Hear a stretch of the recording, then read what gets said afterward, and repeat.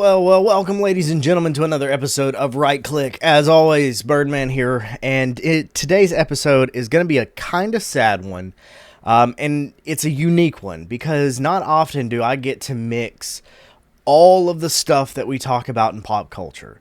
Now, it's sad because it's about Stan Lee. For those of you unaware, Stan Lee is the creator of Marvel. The Marvel Universe, as we know it, came from the mind of Stan Lee, almost wholesale. Now, that's not really what this is about. Now, most people know that he passed away several years ago. And with that has come a lot of controversy that has come up now. And that's what we're going to be talking about because, and I'm going to be sharing like I have been doing lately, I'm going to be sharing a screen grab of an article off of Dexerto, and I'm a huge Dexerto fan. Up until recently, they have been one of my favorite gaming news websites. They also, like me, kind of branch out past just gaming. And one of the things that's come up and was written about yesterday, actually, the news was broken by a Daisy Phillipson. And it's kind of a heartbreaker.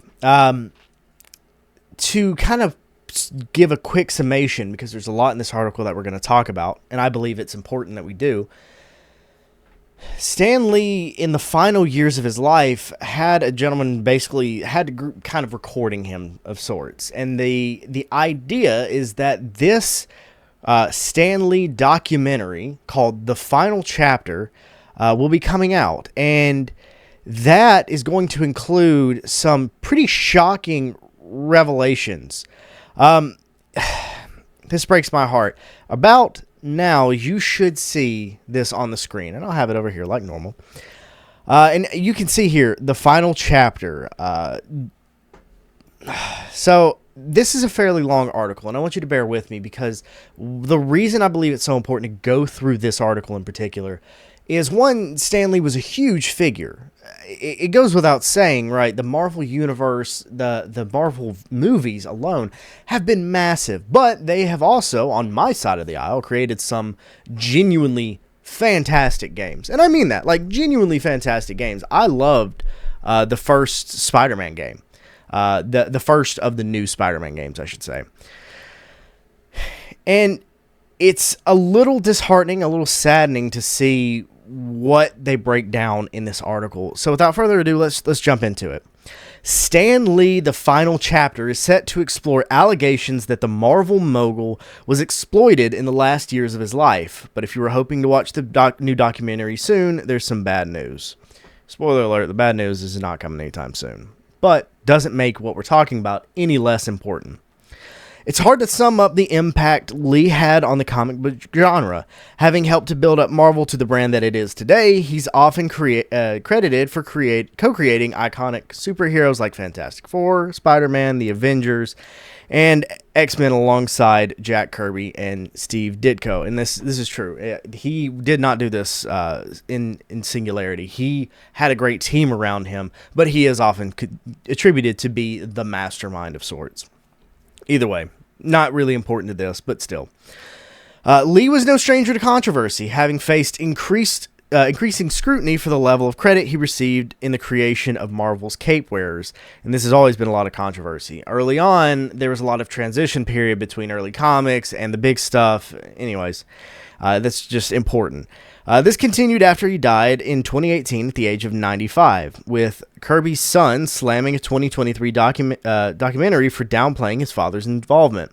But Stan Lee, The Final Chapter, is set to tackle an altogether different scandal.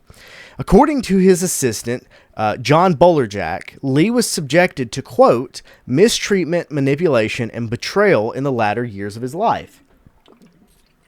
This is where the article transitions into the timeline. Even though the trailer dropped on March 11th, 2025, so 2 days ago at time of recording, there's no release date for Stan Lee's The Final Chapter, as the new documentary is currently in crowdfunding. Bolerjack had been covertly collecting footage of Lee for years to capture what was going on, which he will be using to make this documentary. However, while most projects drop trailers shortly before the release, Stan Lee, the final chapter, is still in the production phase, and there's a chance it may never see the light of day.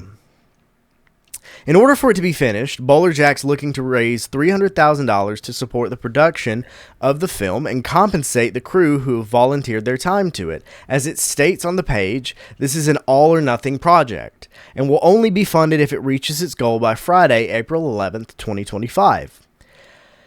Since launching on the same day as the trailer, the Kickstarter campaign has raised $34,500 at time of writing, i.e. yesterday at time of recording. Boy, that gets confusing, doesn't it? There's currently no indication of when this will be completed or what streaming service it will go to. And before we get to the next section called What is the Documentary About, I do want to go ahead and click on this because I'm going to kind of push forward here. Let me close out of this. I am curious. So 28 days to go, and at time of recording, they are at $59,000 raised, just over. I felt like that's important. I do feel like that's important because they are putting such strict, Bowler Jack really is putting such a strict veil over top of this because of reasons that he really isn't saying. Now, that pretty much leaves us to speculate. And I hate to say this, I'm not trying to be overtly negative. I hope and pray for the sake of Stan Lee's legacy that this Bowler Jack guy is not doing this to try to reap some rewards for being his assistant. And I know that sounds really pessimistic and really skeptical, and I'm not trying to sound like a jerk, but you can't lie that this is a little weird. He posts it up on Kickstarter for a month before expiration. That's weird. And to me, if you're going through this whole shebang, $300,000 is not a lot of money to put out a movie. I mean, assuming that's what his intent is. That's not even the important part. What is important is that the timing is odd to me. And this is total speculation. $300,000 to make this happen. It's supporting the production of the film and compensate the crew who volunteered their time to it. I appreciate that, and I assume, based off of that verbiage, that his intent is more based around something like putting it on YouTube or maybe seeing if they can strike a deal with, oh God, who knows what streaming service. It really doesn't matter, but, in the long run, that will matter. And it does worry me a little bit that this is a bit of a posthumous cash grab. Now, on the flip side of that, if what he's saying is true, and we'll read more into that, then he deserves some level of justice behind this. If he really was an old man being taken advantage of, then that hurts to hear. So this is perfect time to just go ahead and talk about what the documentary is about. This puts together never-before-seen footage of the comic book legend in the last 4 years of his life. So this is starting in 2014. Details shocking allegations of exploitation and neglect in a bid to seek justice for the Marvel boss. Footage in the trailer shows Lee being forced to work by bad actors in the business, including being made to take part in autographing memorabilia and photo opportunities despite his declining health. Bowler Jack says, "At the time, I didn't have the power to stop it, but I did have a camera and I filmed everything." The documentary also includes first-hand accounts from key witnesses, including Deadpool creator Rob Liefeld and Roy Thomas, Lee's first successor as editor-in-chief of Marvel Comics. As per the description of the Kickstarter, a roller coaster of drama and duplicity, Stan Lee, the final chapter, is the story of how comic book legend Stan Lee, co-creator of the Avengers, X-Men, Spider-Man, Fantastic Four, Hulk, and Black Panther, landed in the middle of a scandal as wild as any superhero saga. That is really a really big statement. Knowing his legacy, like the majority of people do, if you even if you're not a Marvel fan, you know who Stan Lee is. That's a big statement, saying landed in the middle of a scandal as wild as any superhero saga right after naming what is widely considered to be the shining achievements of his legacy. Carrying on, the events are chronicled by filmmaker John Bolerjack, who became an assistant to Stan and a fixture of his inner circle. John gained unprecedented access and filmed everything he saw. What he uncovered was a thriving market where Stan's signatures and memorabilia were converted into huge piles of cash, and rival hucksters double-crossed each other to control Stan's fortune. Again, that is a massive, massive statement. After years of collecting this footage, he's ready to share this shockingly and truly heartbreaking story with the world. But to do that, he needs your help to get it over the finish line. We hope you'll be a part of the journey to honor Stan's legacy. This right here is why I am skeptical.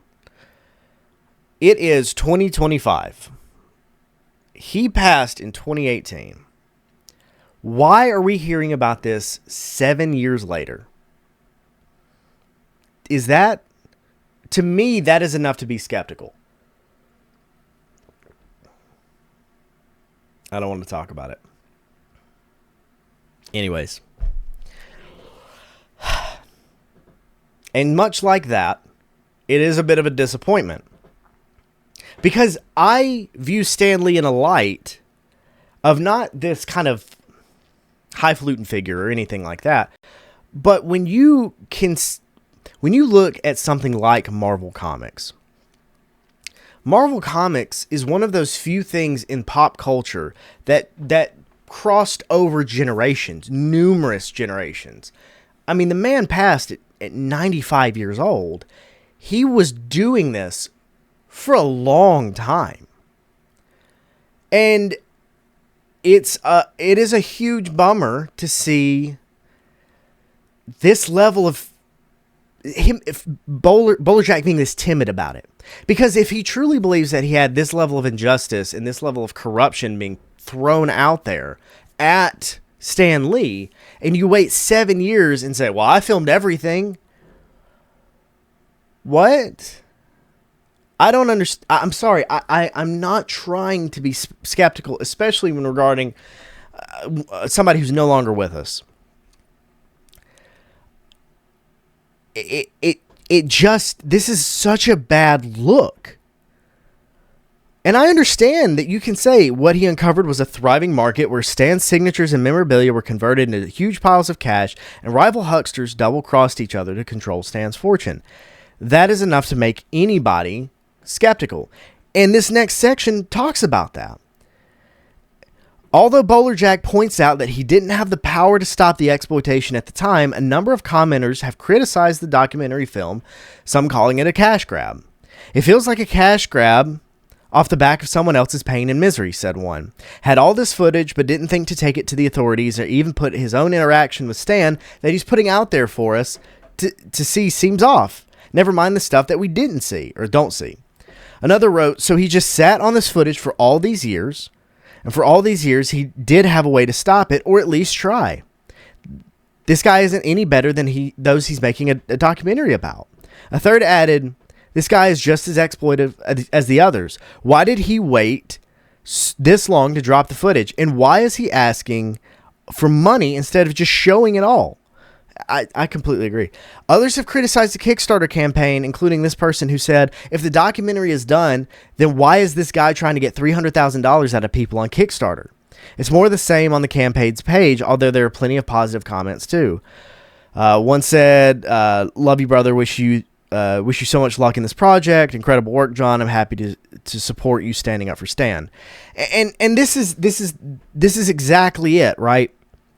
We're sitting here talking about something that at its face actually sounds very noble, especially to such a big, not just a big icon, but a guy who's crossed generations, crossed platforms, mediums. He is one of the men responsible for one of the biggest pop culture influences in history.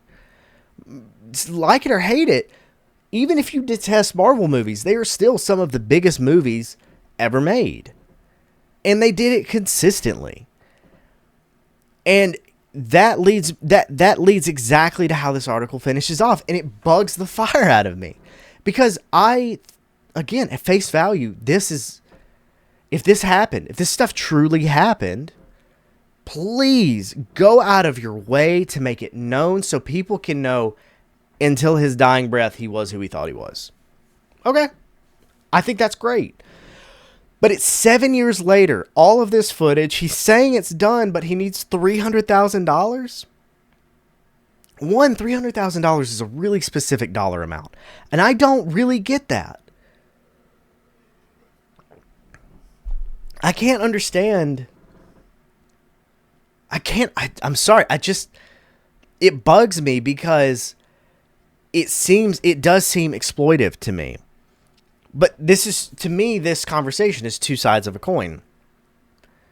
I hope that if there is legitimate information that is about how he was taken advantage of as a 90-plus-year-old man in the final years of his life, I hope people are brought to justice in that sense, right? Like, nobody's going to be arrested. It's very likely somebody's going to be arrested, unless it's just borderline just elder abuse.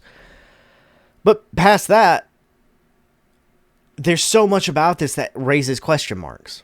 I'm very curious to see where this goes. And as news comes out about this, I am going to bring this up. We are going to talk about this more because he's too big of a figure. We've talked about games on this podcast that wouldn't exist if it wasn't for Stanley and his cohorts. And he had nearly a century of impact. And that's just the truth. Stanley has a very unique legacy in the pop culture world because not many people can say that they did something for so long and had a generational outreach. And most people would strive to say they had a generational outreach. My dad and I have talked about comics that he, as a child, grew up collecting. Like, that's an awesome generational jump. And I'm hoping to see that if this negative stuff did happen, that it's brought to light. Because I feel like people deserve to know it to some degree. On the flip side of this, I hate the way that this is being announced. I hate the way this is being released. I hate the way that Bowler Jack is going about this. And this is going to go one of two ways. This is either going to cement a legacy or spit on a legacy. And I don't see this happening any other way. And I hate to say that. I hate to be negative. And I know this is ultimately going to end up being a shorter episode. But to me, I genuinely do feel like this is an important thing to talk about. Because we don't get figureheads in a community anymore. We rarely do. And I look at things in the gaming community and I see very, very few.